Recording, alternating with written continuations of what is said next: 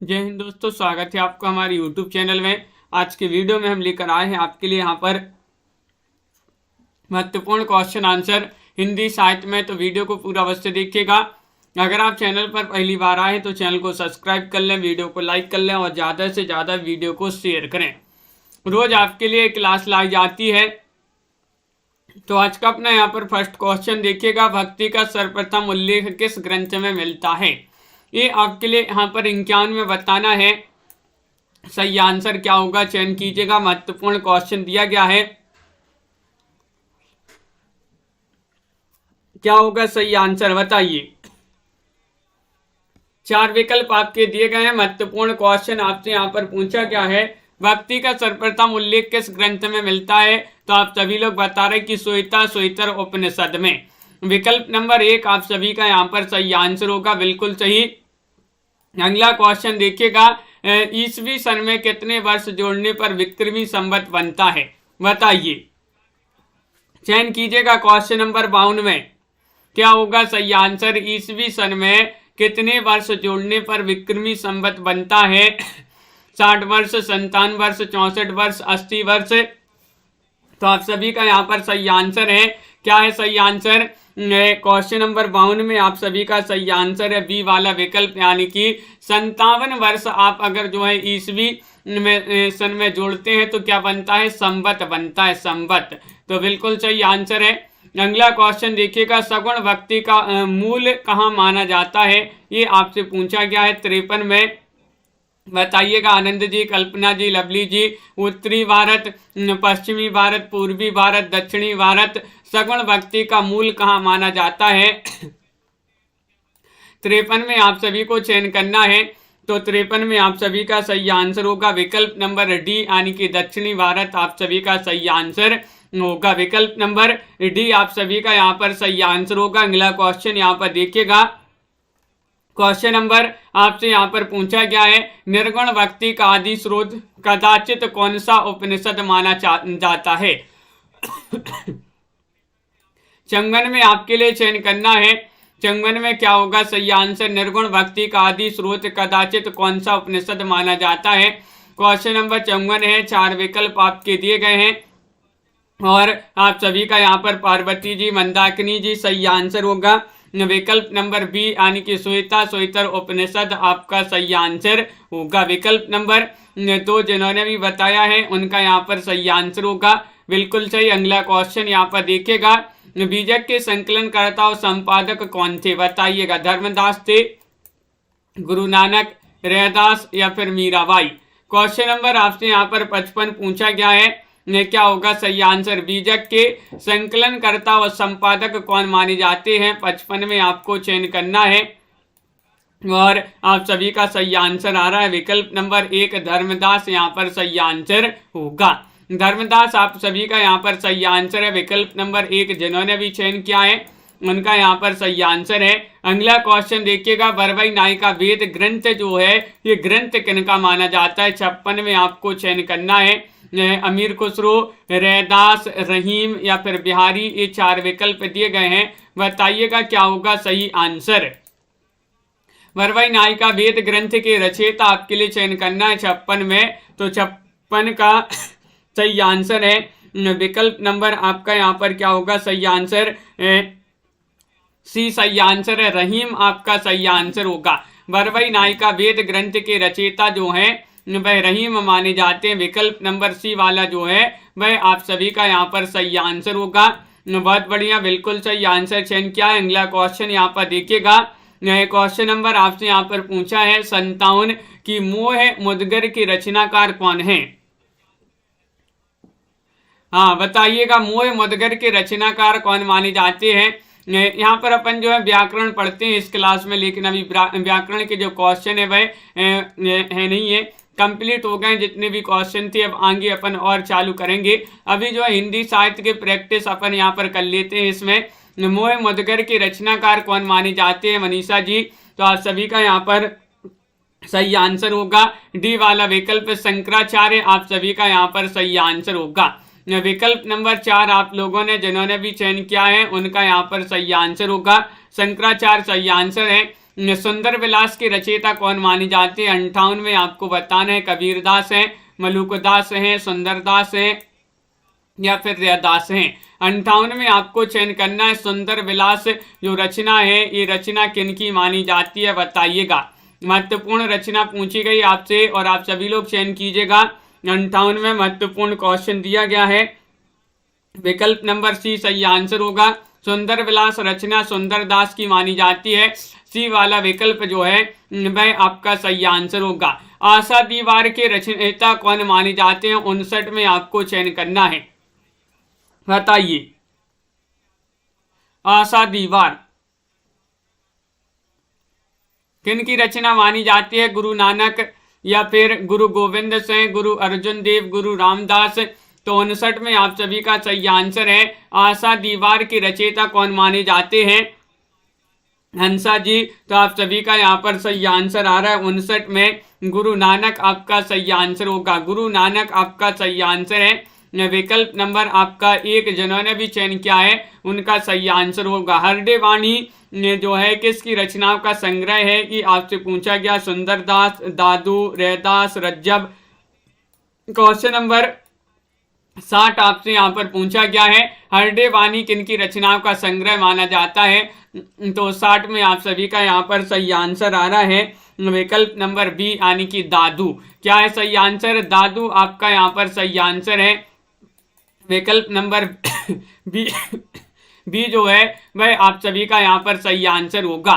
रीतिकाल की जो समय सीमा मानी है आचार्य शुक्ल जी ने वह कब से कब तक मानी है? आचार्य शुक्ल जी के अनुसार बताना है क्या मानी जाती है। सुमित जी बताइएगा 60 का सही आंसर क्या होगा?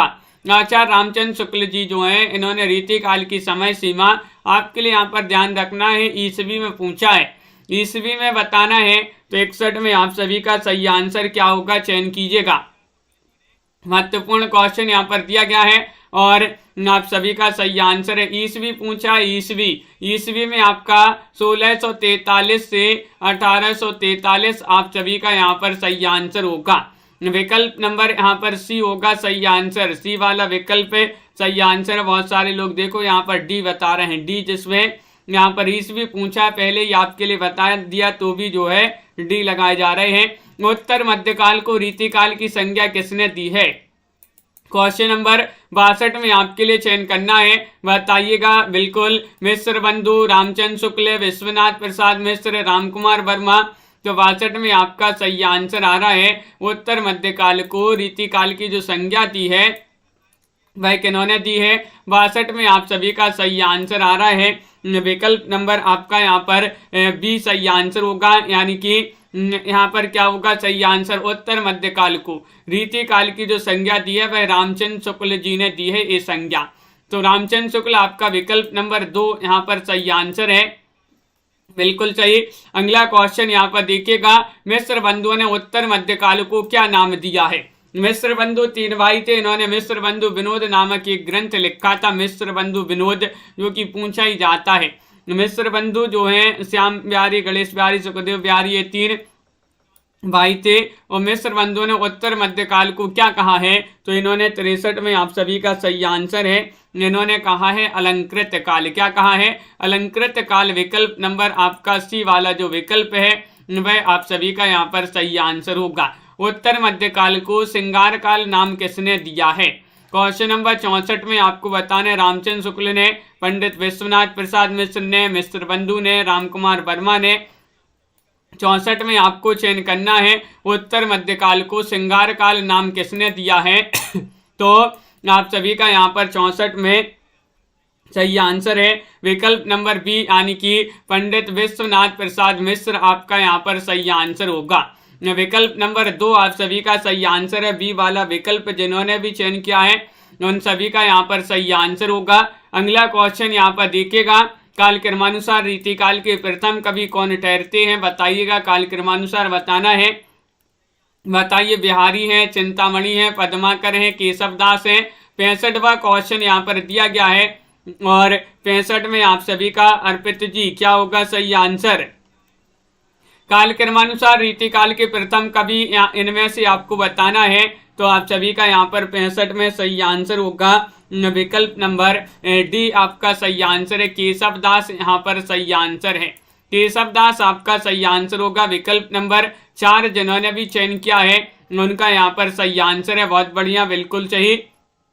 अगला क्वेश्चन यहाँ पर देखिएगा, रीतिकाल की अविरल परंपरा किस कवि से चली मानी जाती है? रीतिकाल की अविरल परंपरा जो है ये चिंतामणि से, केशव दास से, मतीराम से, भूषण से।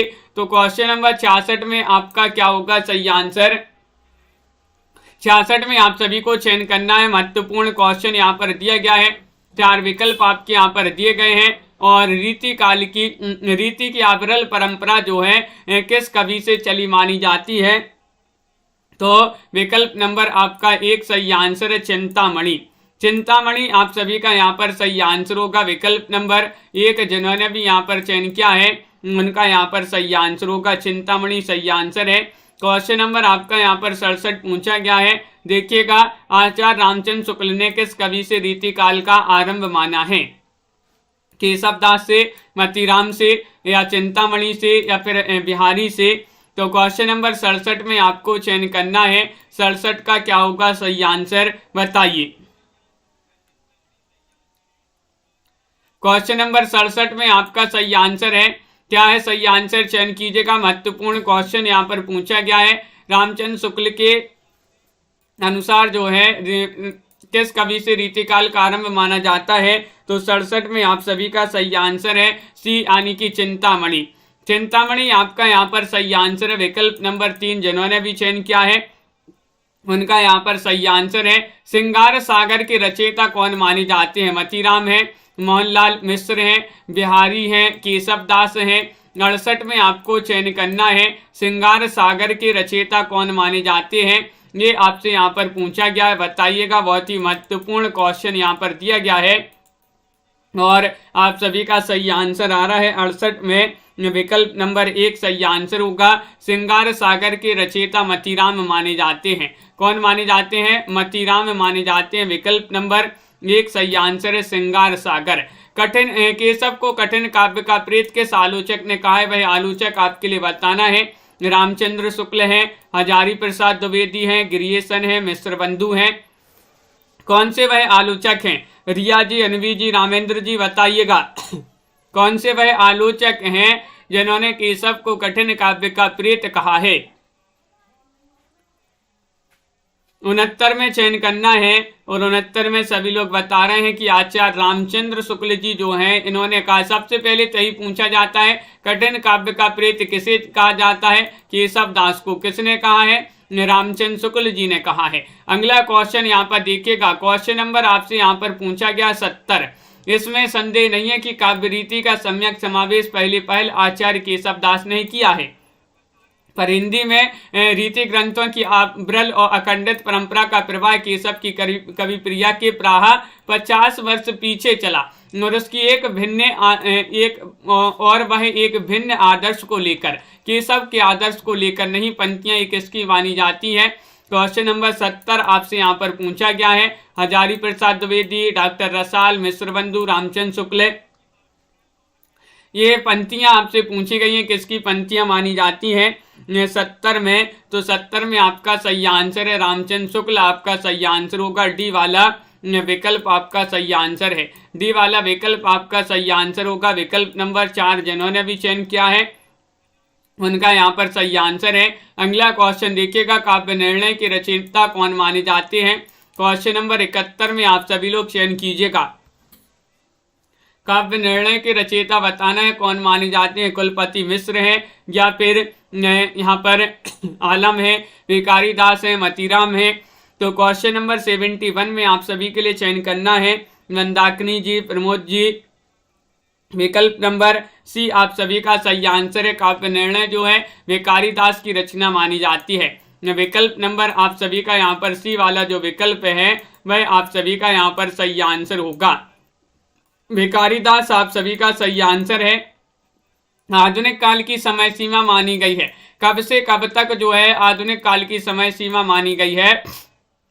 ये आपके लिए चयन करना है। 1850 से आज तक, या फिर यहाँ पर 1900 से, या फिर 1920 से, या फिर 1700 से। 72 में आपके लिए चयन करना है, क्या होगा सही आंसर। आधुनिक काल की जो समय सीमा मानी गई है वह कब से कब तक मानी गई है। 72वां क्वेश्चन यहाँ पर दिया गया है। 72 में आप सभी का सही आंसर आ रहा है, क्या रहा है सही आंसर। मोटिवेशनल जी, बिंदु जी। विकल्प नंबर, सभी लोग एक बता रहे हैं कि 1850 से आज तक जो है ये मानी जाती है आधुनिक काल की समय सीमा। आधुनिक काल की समय सीमा ये मानी जाती है, बिल्कुल सही। अगला क्वेश्चन देखिएगा, प्रेम सागर के रचनाकार कौन माने जाते हैं। क्वेश्चन नंबर 73 आपसे पूछा गया है। सदल मिश्र हैं, लल्लू जी लाल हैं, रामप्रसाद निरंजनी हैं, श्रद्धा राम फिल्लौरी हैं। क्वेश्चन नंबर 73 में आप सभी का सही आंसर क्या होगा। तो प्रेम सागर के रचनाकार आपसे यहाँ पर पूछा गया है, प्रेम सागर के रचनाकार कौन माने जाते हैं। तो आप सभी का यहाँ पर 73 में सही आंसर आ रहा है, विकल्प नंबर बी आपका सही आंसर होगा। लल्लू जी लाल आप सभी का यहाँ पर सही आंसर होगा। लल्लू जी लाल आपका सही आंसर है, विकल्प नंबर 2 जिन्होंने भी चयन किया है प्रिंस जी, निशा जी, उनका सही आंसर है। भाषा योग वाशिष्ठ के रचनाकार कौन है। क्वेश्चन नंबर 74 है, राम प्रसाद निरंजनी है, सदल मिश्र है, नवीन चंद्र है, या फिर कोई नहीं है। तो क्वेश्चन नंबर आपका यहाँ पर 74 में सही आंसर चयन करना है। भाषा युग वशिष्ठ के रचनाकार कौन माने जाते हैं। तो आप सभी का यहाँ पर सही आंसर आ रहा है, कौन माने जाते हैं। क्वेश्चन महत्वपूर्ण है और आप सभी का यहाँ पर विकल्प नंबर 1 सही आंसर होगा। राम प्रसाद निरंजनी माने जाते हैं भाषा युग वशिष्ठ के रचनाकार। राम प्रसाद निरंजनी यहाँ पर बहुत सारे लोगों ने सही आंसर चयन किया है, बिल्कुल सही, बहुत बढ़िया पीटी बाल गोविंद जी। अगला क्वेश्चन देखिए, सत्यार्थ प्रकाश किस भाषा में दयानंद सरस्वती जी ने लिखा है। 75 में बताइएगा, गुजराती में, अवधी में, हिंदी में, संस्कृत में, क्या होगा सही आंसर। क्या है क्वेश्चन नंबर 75 में सही आंसर। जो सत्यार्थ प्रकाश है ये किस भाषा में दयानंद सरस्वती जी ने लिखा है।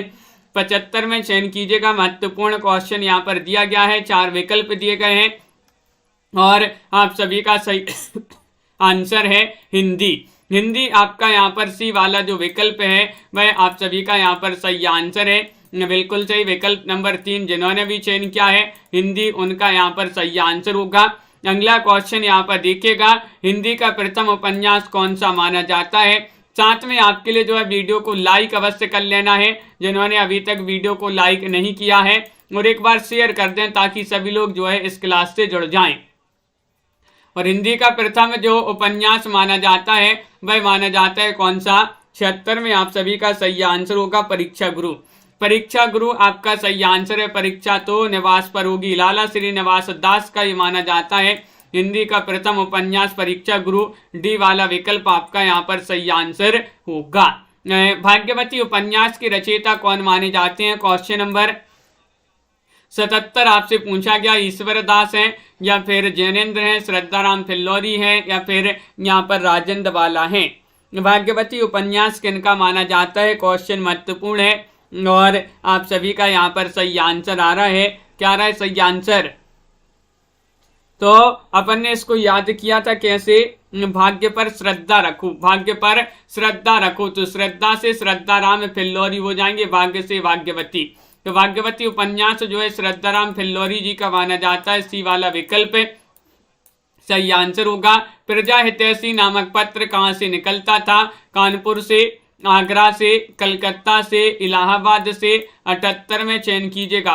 प्रजा हितैषी पत्र कहाँ से निकलता था ये पूछा गया है आपसे 78 में, और 78 का आप सभी का सही आंसर आ रहा है, क्या रहा है सही आंसर चयन कीजिएगा। महत्वपूर्ण क्वेश्चन यहाँ पर दिया गया है प्रजा हितैषी, और आप सभी का यहाँ पर सही आंसर होगा विकल्प नंबर बी यानी कि आगरा से। आगरा आपका यहाँ पर सही आंसर है। प्रजा हितैषी जो है आगरा से निकलता था, विकल्प नंबर 2 आप सभी का सही आंसर होगा। आगरा जिन्होंने भी चयन किया है उनका यहाँ पर सही आंसर होगा। प्रजा हितैषी आगरा से निकलता था ये पत्र। अगला क्वेश्चन देखिएगा, ज्ञान प्रदायिनी पत्रिका का प्रकाशन करने वाले थे कौन थे। ज्ञान प्रदायिनी के भारतेंदु थे, प्रताप नारायण मिश्र थे, नवीन चंद्र थे, अज्ञे थे, लवली ठाकुर जी, संजू जी 79वां क्वेश्चन यहाँ पर दिया गया है और 79 का सही आंसर होगा,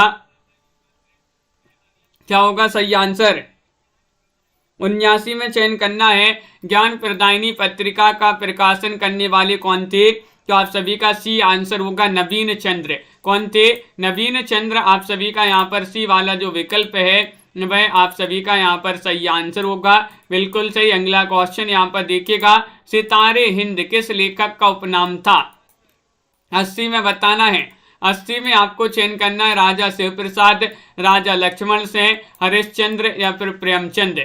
80 में चयन कीजिएगा। राजा सितारे हिंद जो है किस लेखक का उपनाम था? ये 4 विकल्प आपके दिए गए हैं। महत्वपूर्ण क्वेश्चन यहाँ पर पूछा गया है और आप सभी का यहाँ पर सही आंसर माना जाता है सितारे हिंद जो है राजा शिव प्रसाद सितारे हिंद, इस प्रकार इनका जो है पूरा नाम माना जाता है, राजा शिव प्रसाद सितारे हिंद। विकल्प नंबर 1 आप सभी का यहाँ पर सही आंसर होगा। द्विवेदी को जागरण सुधार काल भी कहा जाता है, यह नाम किस विद्वान द्वारा दिया गया है? तो आपके लिए यहाँ पर क्या बताना है, यहाँ पर आपसे पूछा गया है द्विवेदी युग को जागरण सुधार काल किसने कहा है? नगेंद्र ने कहा है, रामचंद्र शुक्ल ने कहा है, रामकुमार वर्मा ने कहा है, रामविलास शर्मा ने कहा है। क्वेश्चन नंबर 81 है, महत्वपूर्ण है और आप सभी का यहाँ पर 81 में सही आंसर होगा। विकल्प नंबर क्या होगा सही आंसर? 1 सही आंसर है, यानी कि डॉक्टर नगेंद्र आपका यहाँ पर सही आंसर है। डॉक्टर नगेंद्र जो है उन्हीं ने कहा है, बिल्कुल सही। विकल्प नंबर ए वाला आप सभी का सही आंसर होगा। विकल्प नंबर 1 जिन्होंने भी चयन किया है उनका सही आंसर है। अगला क्वेश्चन यहाँ पर देखिएगा, क्वेश्चन नंबर आपसे पूछा गया है, क्वेश्चन नंबर 82 है, रविंद्र नाथ टैगोर को किस वर्ष गीतांजलि के लिए नोबेल पुरस्कार दिया गया था? 82 में आपके लिए चयन करना है।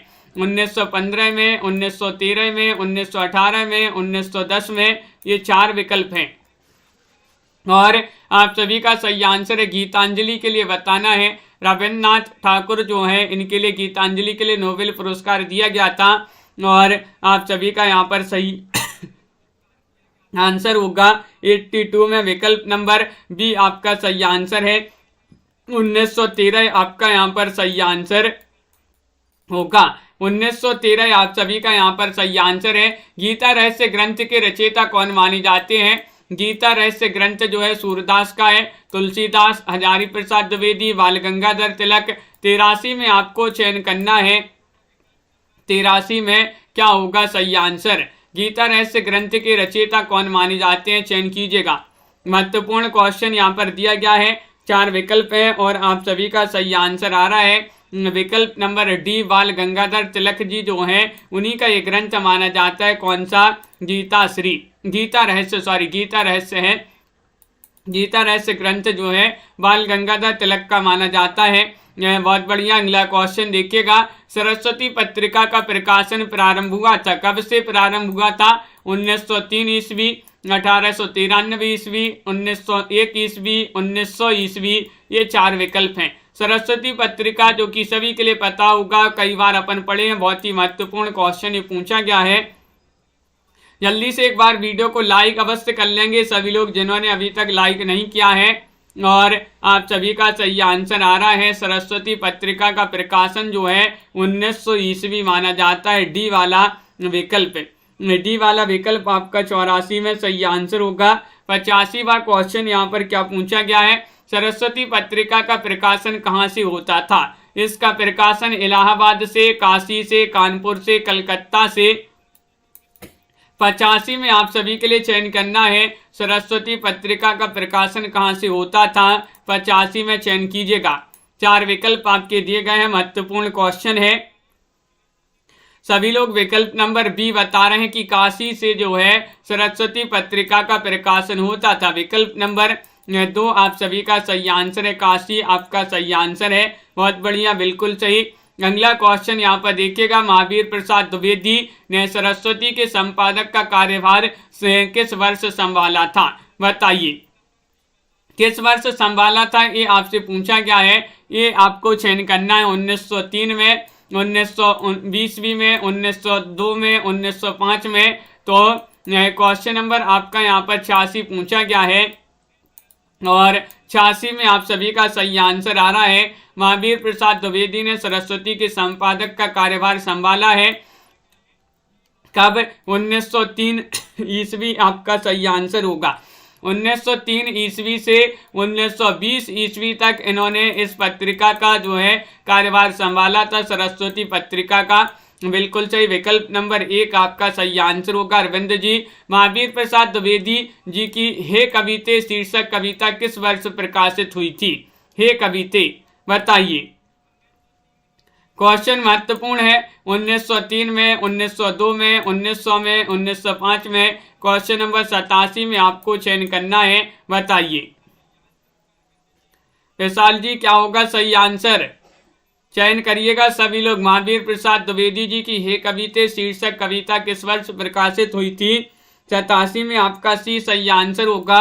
1900 ईस्वी में, 1900 ईस्वी आपका सही आंसर होगा।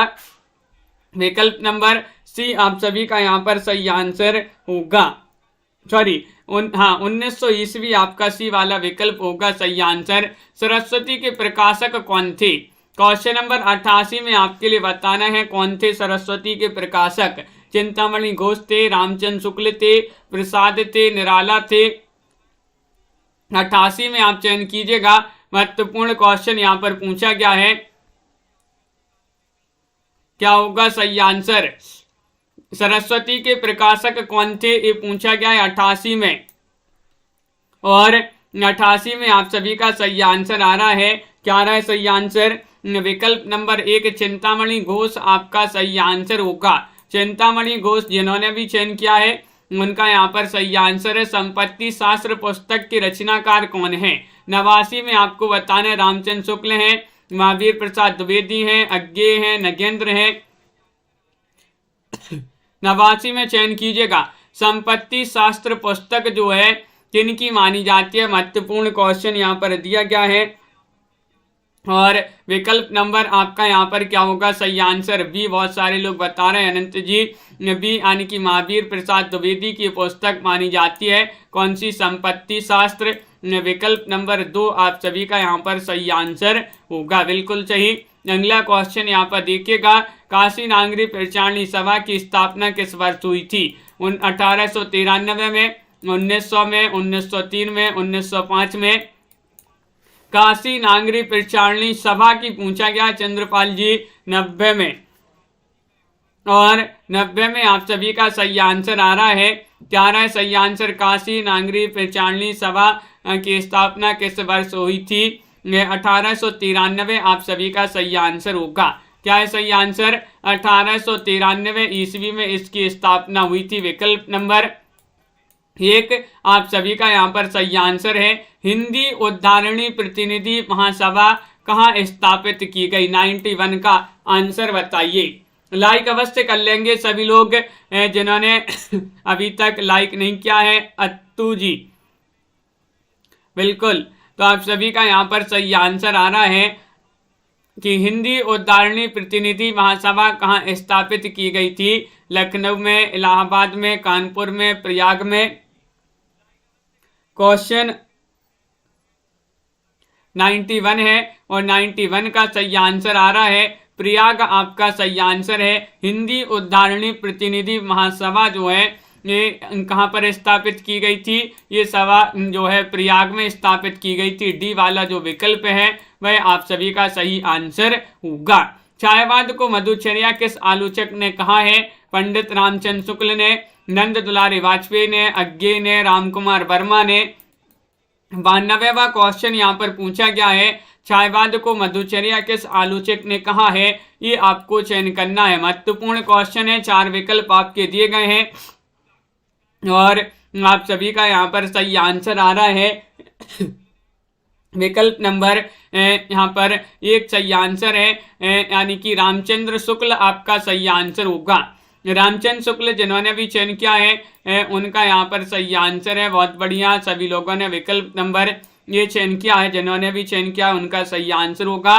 छायावाद का सीमांकन माना जाता है कब से कब तक माना जाता है? 1918 से 1936, 1920 से 1940, 1915 से 1930, 1900 से 1936।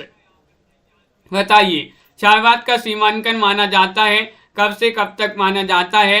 ये पूछा गया है आपसे। 93वां क्वेश्चन है और आप सभी का विकल्प नंबर 1 सही आंसर है, यानी कि 1918 से 1936 विकल्प नंबर ये वाला विकल्प आपका यहाँ पर सही आंसर होगा। एक भारतीय आत्मा किस कवि का उपनाम है? ये आपको बताना है। एक भारतीय आत्मा सुभद्रा कुमारी चौहान को कहा जाता है, माखनलाल चतुर्वेदी, उदय शंकर भट्ट, दिनकर। क्या होगा सही आंसर? 94 में चयन करना है। एक भारतीय आत्मा किस कवि का उपनाम है? तो 94 में आपका बी वाला विकल्प सही आंसर है, माखनलाल चतुर्वेदी। माखनलाल चतुर्वेदी आपका सही आंसर है। इन्होंने ही एक कविता लिखी थी, पुष्प की अभिलाषा। पुष्प की अभिलाषा जो कि पूछी जाती है, इनकी बहुत ही महत्वपूर्ण जो है कविता मानी जाती है। पुष्प की अभिलाषा, एक भारतीय आत्मा इनको कहा जाता है। निम्नलिखित में से कौन राष्ट्रीय सांस्कृतिक धारा का कवि नहीं है? कौन नहीं है? जगन्नाथ मिलिंद नहीं है, दिनकर नहीं है, जनार्दन प्रसाद झा नहीं है, सिया रामचरण गुप्त नहीं है। 95 में चयन करना है। क्या होगा सही आंसर? कौन राष्ट्रीय सांस्कृतिक धारा के कवि नहीं है? और आप सभी का यहाँ पर क्या होगा सही आंसर? बताइए। जिया यादव जी, और आप सभी का यहाँ पर 95 में विकल्प नंबर सी सही आंसर होगा, यानी कि जनार्दन प्रसाद झा आप सभी का यहाँ पर सही आंसर होगा। ये राष्ट्रीय सांस्कृतिक धारा के कवि नहीं पूछा गया है। जनार्दन प्रसाद झा आप सभी का यहाँ पर सही आंसर होगा, बिल्कुल सही। अगला क्वेश्चन यहाँ पर देखिएगा, क्वेश्चन नंबर 96 पूछा गया है, छायावाद को छायावाद नाम किसने दिया है? 96 में आपको चयन करना है। प्रसाद ने, मुकुटधर पांडे ने, महादेव वर्मा ने, पंत ने। 4 विकल्प आपके दिए गए हैं और क्या होगा सही आंसर? छायावाद को छायावाद नाम किसने दिया है? और आप सभी का यहाँ पर 96 में सही आंसर होगा विकल्प,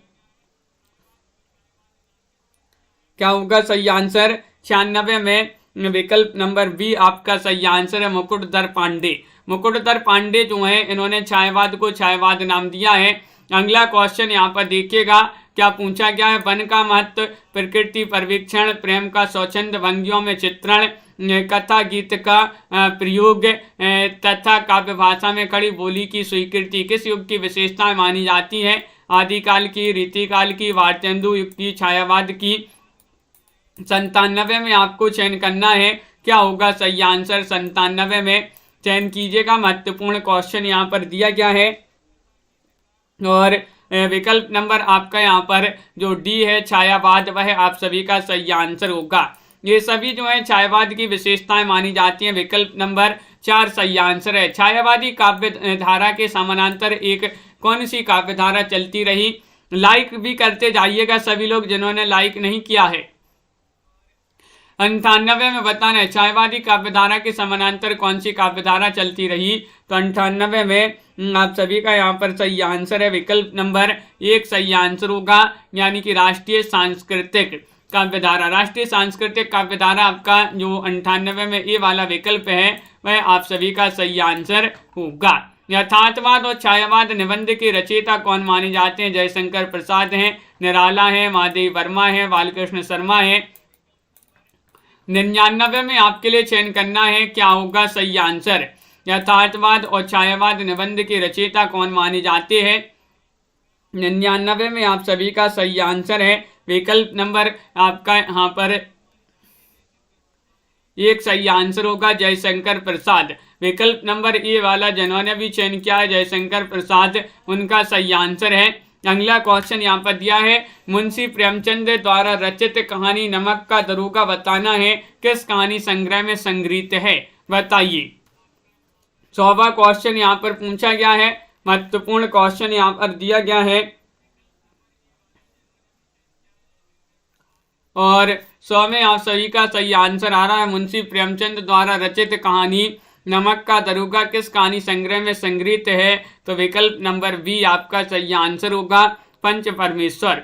पंच परमेश्वर पंच परमेश्वर, सप्त सरोज, मानसरोवर, प्रेम पूर्णिमा।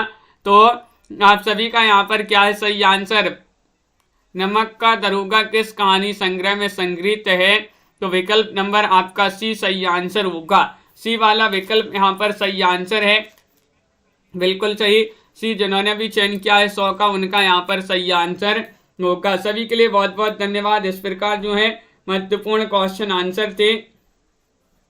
सभी लोग वीडियो को लाइक कर लें, चैनल को सब्सक्राइब कर लें और ज़्यादा से ज़्यादा वीडियो को शेयर करें।